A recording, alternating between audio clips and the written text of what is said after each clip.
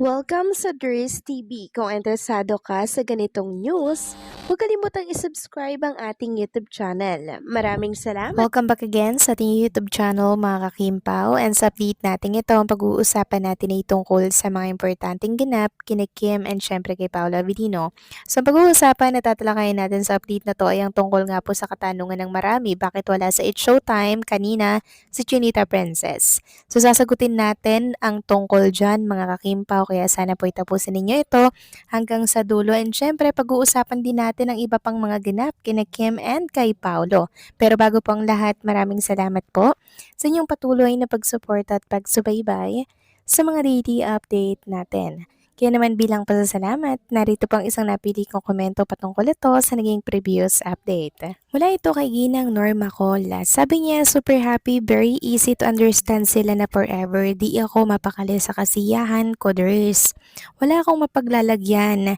It's a true happiness ang nasagip ko ngayong umaga.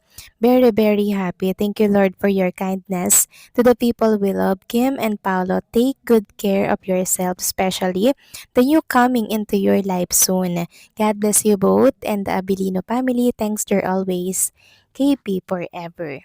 Maraming salamat din po sa inyong komento at patuloy na pagsuporta. Ginang Norma Cole, sobrang saya ko nga rin po sa mga nababasa ko ngayon sa mundo ng social media. Super trending po ngayon si Kim and Paolo Avellino, at iisa nga po ang topic tungkol sa kanilang dalawa ni Paolo. And sa kabila nga po ng isyong ito na lumalaganap sa mundo po ng social media nitong mga nakaraan pa, wala po tayong naririnig, wala po tayong nakikita na binabasag po ni Chinita Princess ang tungkol dito.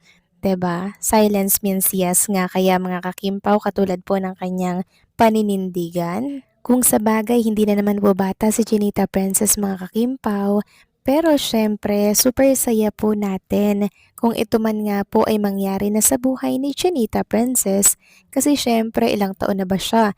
36. 'Di ba? Talagang saktong-sakto lang po ang edad na 'yan para po sa, alam niyo na mga kakimpaw, 'di ba, para po sa mga ganitong mga pangyayari, and ito ay matagal na nating minamanifest. And sana nga po yung mga binahagi ko sa inyo kanina na nabasa natin sa social media, totoo talaga yon. Yung mga pa-blind item mga kakimpaw, naku, sa mga hindi pa po nakakapanood nun, balikan niyo po yung dalawang update ko kanina. For sure matutuwa po ang lahat doon sa mga natalakay ko po kanina. Balikan niyo po dyan sa baba mga kakimpaw, para nang sa ganun ay hindi po kayo nalilate sa mga topic natin, okay? So maraming salamat po sa inyong komento. Ginang Norma Call, God bless po at mabuhay kayo. So eto na nga, pag-usapan na natin mga kakimpaw, mga topic na nakalap natin sa update na to.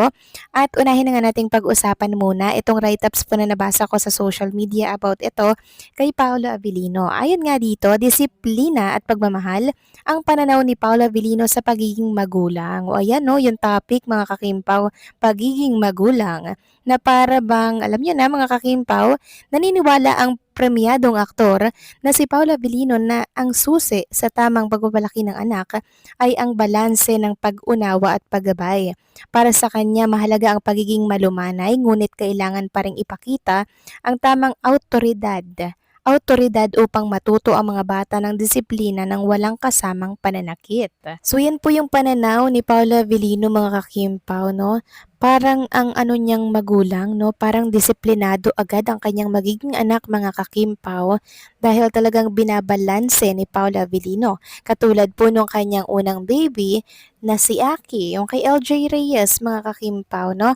And for sure, pag nagkaroon sila ng baby ni Chinita Princess, ia-apply po yan ni Paolo Avellino. And hopefully nga po ay babae yun agad mga kakimpaw, at mini Chinita Princess ang look, or kaya combination ni Kim and Paolo. Manifesting lang naman.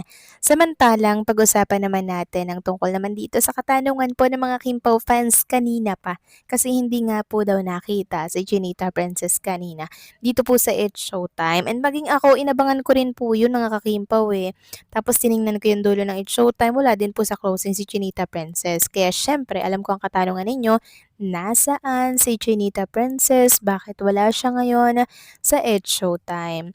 So ang kasagutan po mga kakimpaw ay meron po silang shooting para po yan sa kanilang upcoming movie para sa Metro Manila Film Festival na mapapanood by December 25 kung ito po ay papalarin na ito po ay makalusot sa approval ng entry para po yan sa Metro Manila Film Festival.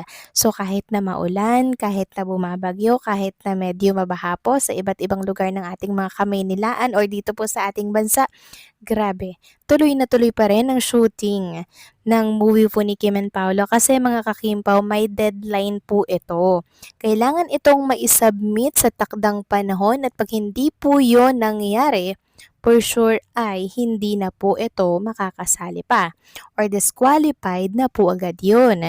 Kaya naman medyo nape-pressure po si Kim and Paolo Avellino na talaga namang tapusin ito, rain or shine mga kakimpaw, talagang walang urungan, walang atrasan mga kakimpaw. Kaya sa mga patuloy pong nagtataka, yan na po yung kasagutan at kanina nga po mga kakimpaw ay nagbahagi po si Chinita Princess sa kanyang Instagram story na talaga namang rumorolyo na naman po ang camera at ginagampanan naman po ni Kim and Paolo ang mga karakter nila para po yan sa Metro Manila Film Festival na talaga namang sobrang tindi daw po ng mga eksena and syempre ng mga story mga kakimpaw.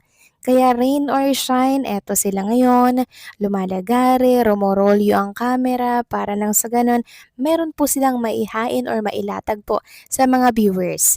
Lalo na po sa mga sinihan, mga kakimpaw na talaga namang may enjoy nating lahat sa Kapaskuhan. May enjoy, mixed emotion, syempre may tawa, may iyakan, ganyan naman talaga lagi, di ba? Pag usapang movie or pelikula na po. Pero syempre mga kakimpaw, hindi natin may iwasang mag-alala dahil nga po umuulan bumabaha, bumabagyo sa ibang lugar. Kaya sana lang okay po si Chinita Princess and nakaalala naman lagi si Paula Avellino mga kakimpaw every time po na may mga ganitong kaganapan sa buhay ni Chinita Princess. Basta keep praying lamang natin ang security ni Chinita Princess na sa kahit ano po ang ginagawa niya mga kakimpaw ay ingatan po siya ng poong may kapal. And alam ko naman na prayer is power mga kakimpaw. Kung bagay yung pinagsama-sama po nating panalangin at dasal para po sa kanila, malaking tulong na po yan mga kakimpaw para po mas lalo silang ingatan at gabayan ng poong may kapal. So magkasama po sila ngayon ni Paula Avellino mga kakimpaw ngayong araw po ng Saturday sa mga paulit-ulit pong maghahanap ulit kay Chinita Princess bakit wala siya sa It's Showtime. Ito po ang kasagutan mga kakimpaw. Wag po kayong maliligaw wag po kayong maliligaw basta pag wala si Kim Chiu may other commitment yon sa labas po ng It's Showtime mga kakimpaw. Baka na naman maniwala na naman kayo sa mga ka-fake news sa social media. So, yun lang yun. Okay? Wag na po kayong mag-alala. Okay lang po si Chinita Princess ngayong Sabado. So, paano mga kakimpo? Hanggang dito na lamang po ang update natin. Maraming salamat po sa inyong patuloy na pagsuporta.